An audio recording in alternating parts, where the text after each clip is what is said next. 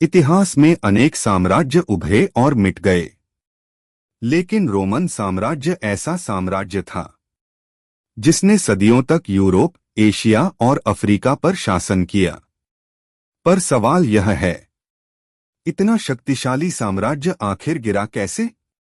आज हम जानेंगे रोमन साम्राज्य के पतन के कारण। रोमन साम्राज्य का उत्कर्ष। रोमन साम्राज्य की स्थापना लगभग 27 ईसा पूर्व में हुई। यह साम्राज्य अपनी शक्तिशाली सेना, मजबूत कानून व्यवस्था, शानदार सड़कों और भवनों के लिए प्रसिद्ध था।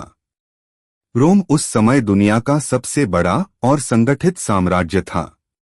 पतन के प्रमुख कारण: एक, आंतरिक भ्रष्टाचार और राजनीतिक अस्थिरता।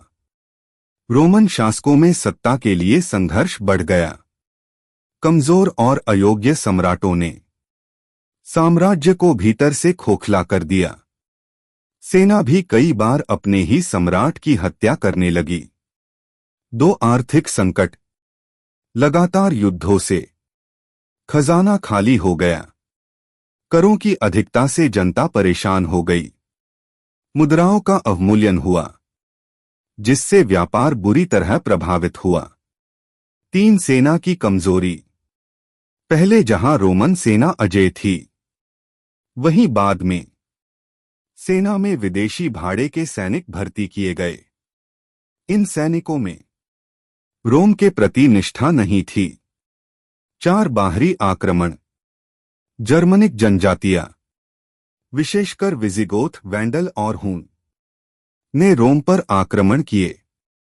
476 ईस्वी में जर्मनिक सरदार ओडोएसर ने पश्चिमी रोमन साम्राज्य का अंत कर दिया। 5, साम्राज्य का विभाजन। रोमन साम्राज्य को पूर्वी और पश्चिमी भागों में बांट दिया गया।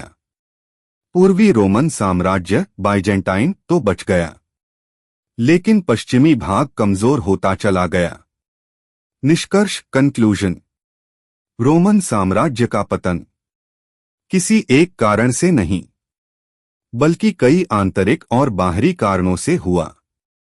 यह इतिहास हमें सिखाता है कि कोई भी साम्राज्य कितना ही शक्तिशाली क्यों न हो, यदि भीतर से कमजोर हो जाए तो उसका पतन निश्चित है।